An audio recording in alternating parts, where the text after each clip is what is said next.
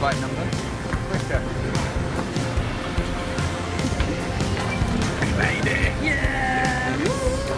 Thank you. And of course, you know about your... Yes.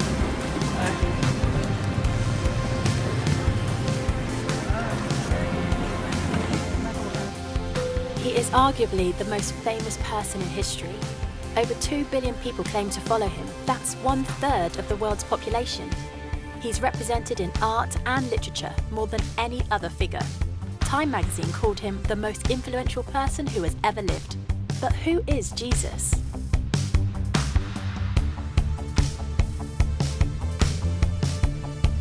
Who is Jesus? I think, I believe he was a person. He's the Son of God. I don't believe Jesus ever really existed. Son of God. If I have to answer that question, I would say God. he plays on the wing for Chelsea.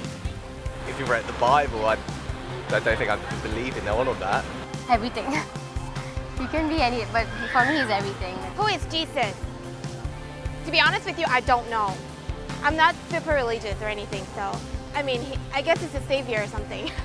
Personally, I think that Jesus was probably a really cool dude who lived a long time ago and gave great advice to people, and it snowballed from there. For much of my life, I wasn't a Christian.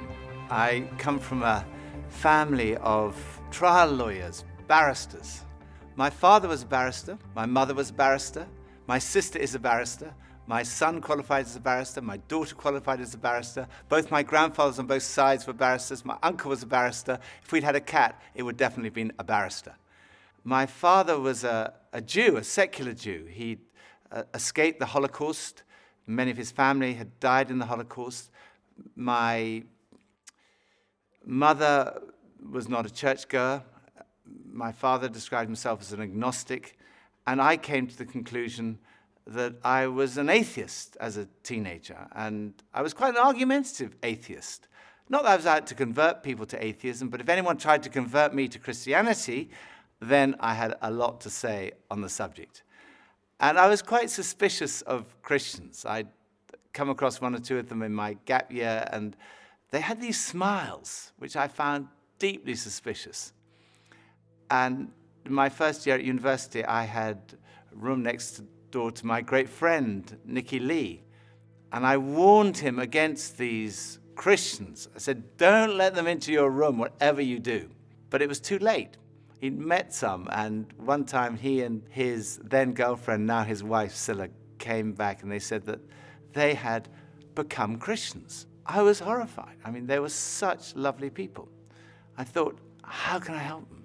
I really didn't know anything about it, so I thought, I better investigate. So I managed to find this old Bible. And that night I started reading it. I started beginning of the New Testament. I read Matthew's Gospel, Mark, Luke. I got about halfway through John's Gospel, about 3 in the morning. I fell asleep. Following day I carried on reading.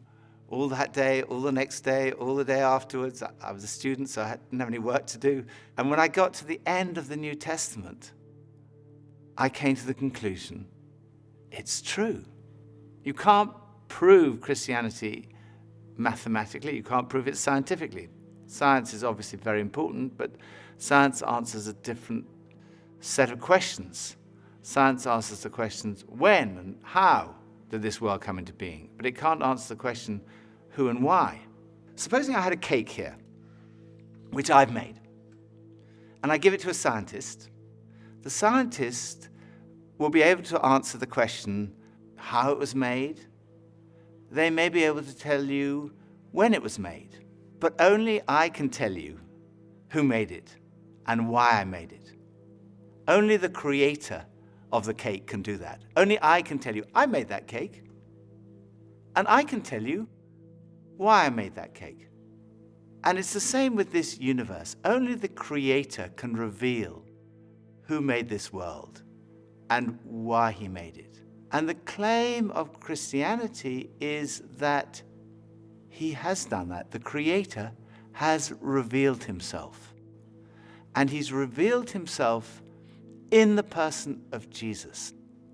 And the evidence is not scientific evidence. That's not the only kind of evidence, but historical evidence. When I was a barrister, that's what we relied on. We relied on historical evidence that we presented to a jury. It was things that had happened in the past. They weren't there. Every time a jury brings back a verdict, it's a step of faith based on evidence. And I myself could not be a Christian if I didn't believe there was evidence. I couldn't just take a blind leap of faith. For me,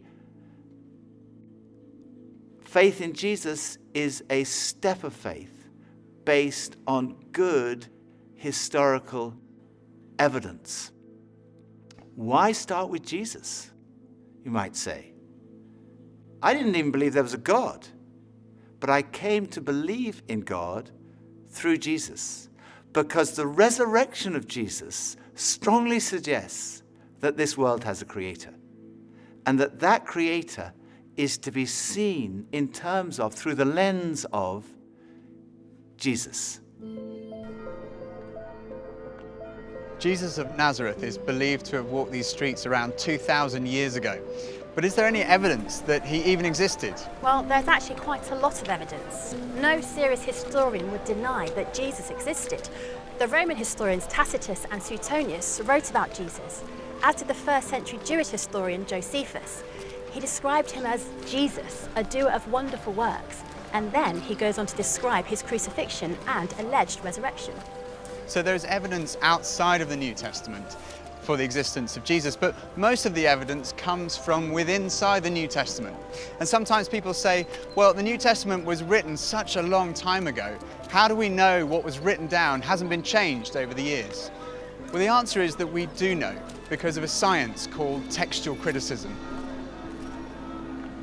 Textual criticism examines the number of copies of early texts that we have available to us today, and it looks at the time gap between the original document and the earliest copy that we have. And basically, the more manuscripts we have and the earlier they are, the less doubt there's going to be about the original. So let's compare the Bible to other texts in ancient history, ones that are widely used in schools and universities.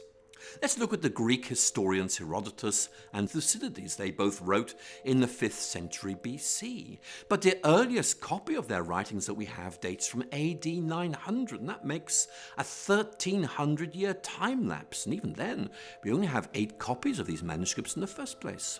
Or look at the Roman historian Tacitus. There's a 1,000-year gap between his book being written and our first manuscript, and we only have 20 copies. Or another classic, Caesar's Gallic War, 950 years between the book being written and our first manuscript copy. And even then, we only have 9 or 10 copies of these manuscripts. Again, with Livy's famous History of Rome, a 900-year gap between the book being written and our first manuscript, and we only have 20 copies of this.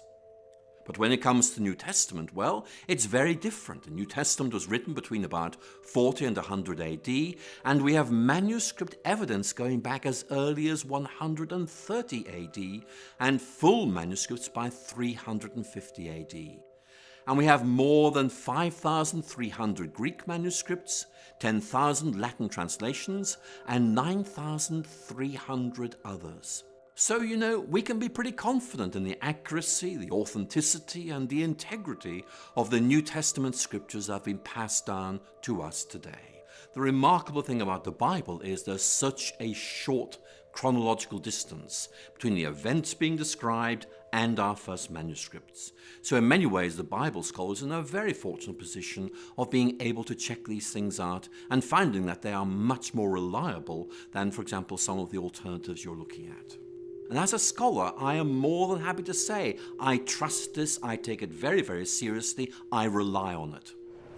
Professor F.J.A. Hort, one of the greatest scholars in the area of textual criticism, concluded that, in the variety and fullness of the evidence on which it rests, the text of the New Testament stands absolutely and unapproachably alone amongst ancient prose writings, and no secular historian would disagree with that conclusion. So we know from evidence outside and inside the New Testament that Jesus existed. But who was he? Well, we know that he was fully human. He had a human body. He ate, he drank, he sweated, he got tired, he suffered pain.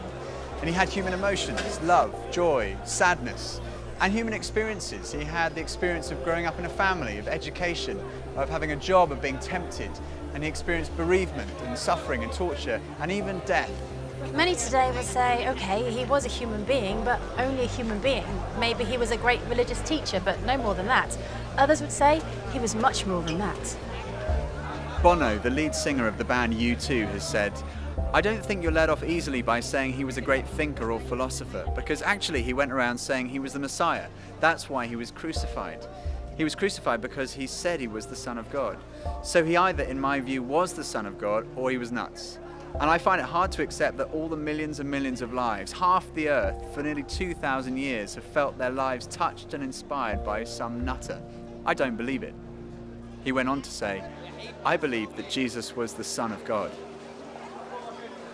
What evidence is there to suggest that Jesus was more than just a great religious teacher?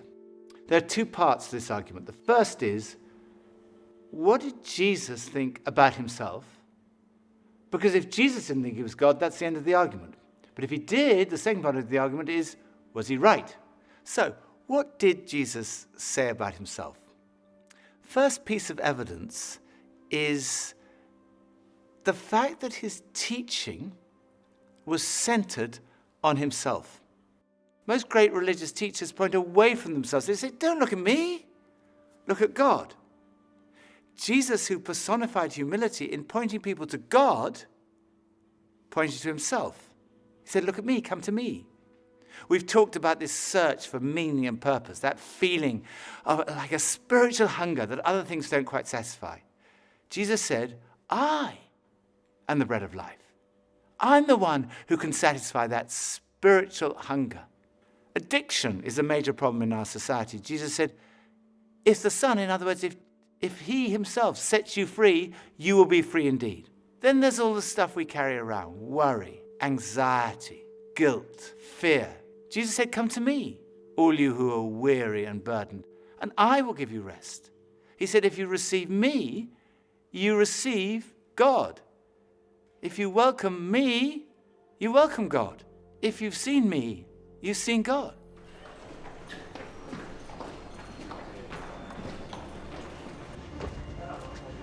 Forgiveness is right at the heart of Christianity. Jesus went up to people and said, your sins are forgiven. Now, if someone sins against you, then you can forgive them, but you can't just walk up to anyone and say your sins are forgiven. When Jesus said that, the lawyers said, who can forgive sins but God alone? But Jesus claimed to be able to do that. In fact, Jesus said that he came to give his life so that people could be forgiven. One of the most direct claims Jesus made is recorded in John's Gospel, chapter 10, verse 30. Jesus said, I and the Father are one. Now, making a claim like this was seen by the religious leaders to be blasphemy. It's tantamount to a claim to be God, and it was punishable by death by stoning. People picked up stones to stone him. Then Jesus said to them, I've shown you many great miracles from the Father. For which of these do you stone me? We're not stoning you for any of these, they replied, but for blasphemy, because you, a mere human being, claim to be God. I think when you look at all the evidence, it's clear that Jesus did make that claim. It is an astonishing claim. And a claim like that needs to be tested. If you think about it, there are only three possibilities. It was not true, and Jesus knew perfectly well it wasn't true, in which case he was a fraud. Or it was not true, and he simply didn't realize it. He genuinely thought he was the Son of God, in which case he was deluded. I think we'd say he was insane. But logically, there is only one other possibility, and that is, it's true. He was telling the truth. C.S. Lewis, Cambridge professor, best known as the author of the Chronicles of Narnia, he put it like this: a man who was merely a man and said the sort of things Jesus said would not be a great moral teacher. He'd either be insane or else he'd be the devil of hell. You must make your choice. Either this man was and is the Son of God, or else insane or something worse. But let's not come up with any patronizing nonsense about his being a great human teacher. He hasn't left that open to us. He didn't intend to. So was Jesus right in what he said about himself? What evidence is there to support his claims? Well, the first piece of evidence is his teaching. Much of the New Testament records numerous occasions where crowds gather to hear Jesus teach. And on one occasion, on a mountain like this, more than 5,000 people gathered to listen to the teaching of Jesus. The Sermon on the Mount has been widely acknowledged amongst the greatest teaching of all time. Jesus' teaching has been the foundation of our entire civilization. Many of our laws were originally founded on Jesus' teaching. Love your neighbour as yourself. Do to others as you would have them do to you. And then this, totally revolutionary. Love your enemies. In fact, we've advanced in every field of science and technology, yet in 2,000 years, no one has ever improved on the moral teachings of Jesus. They are the greatest words ever spoken. They're the kind of words you might expect God to speak.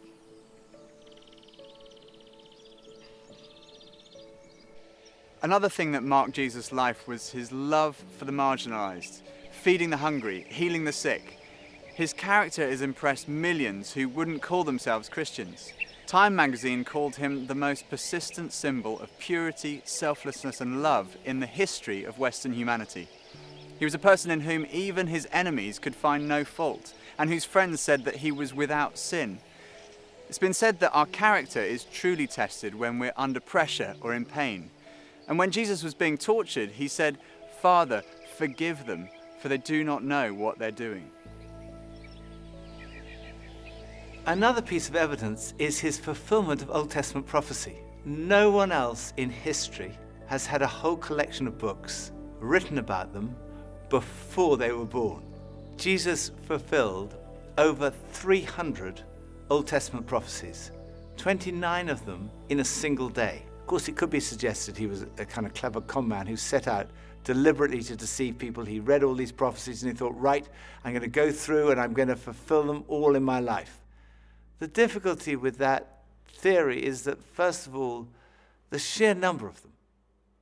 And then the fact that, humanly speaking, he had no control over many of these things. There were prophecies about the exact manner of his death, about the place of his burial, even about the place of his birth. Clever con man would be going around and say, oh my goodness, I'm supposed to be born in Bethlehem. It's too late.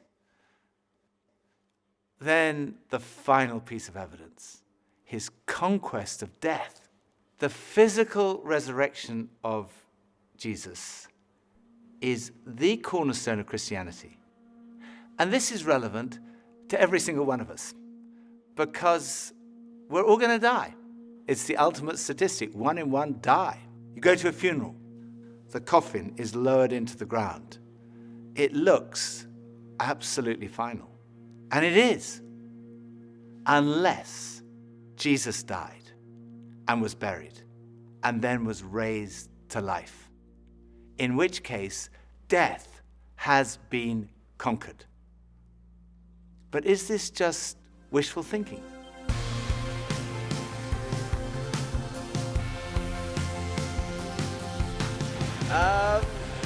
Rose from the dead. That's what I was taught. I don't know, I can't say yes or no. Yes, I do believe that Jesus rose from the dead. As a man of science, I think that's pretty impossible. I believe so. No. Yes, I did. I definitely don't think that Jesus rose from the dead. Yeah, I don't think he did. No, Jesus did not come back from the dead. That's ridiculous. Well, it could be used as a metaphor, right? Could have been a drug trip. Yeah, of course he did.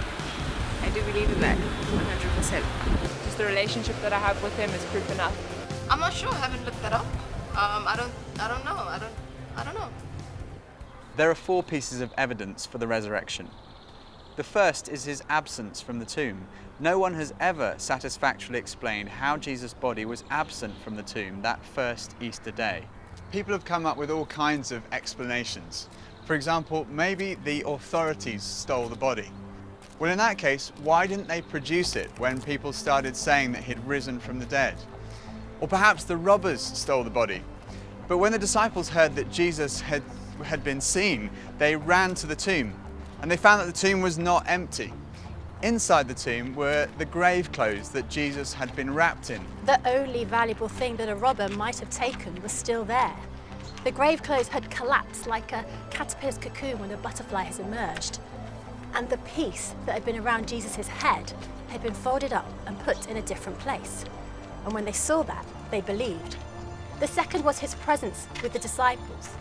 Jesus was seen on more than 11 occasions, on one occasion by a group of around 500 people. People say, well, it could have been a hallucination. Well, hallucination does happen among highly strung, very nervous or highly imaginative people, or people who are sick or on drugs. But the disciples don't fit any of those categories. They were cynics like Thomas.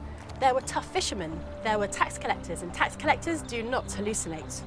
The third piece of evidence is the transformation that we see in the disciples.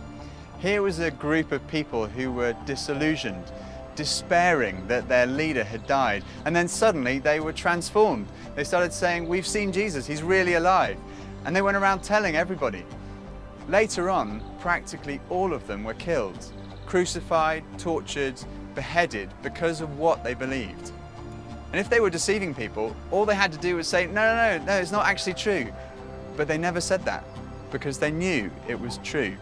It had totally transformed their lives. And as a result, this extraordinary movement swept around the whole known world. And it's a movement without precedent in the history of humanity. And fourth, it's still happening today. There are now over 2.3 billion Christians around the world, of every ethnicity, continent, nationality, economic, social and intellectual background. They all speak of this encounter with the risen Jesus Christ.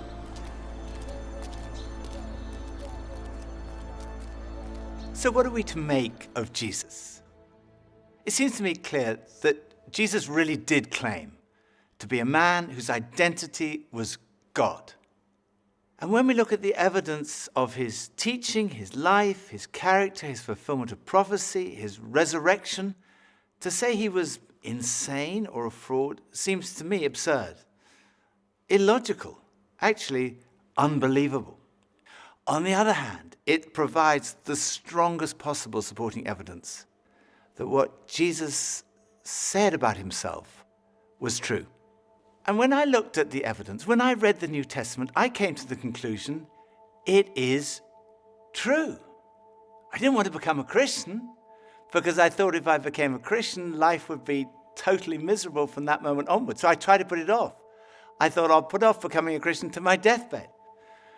And then I realized that would not be intellectually honest.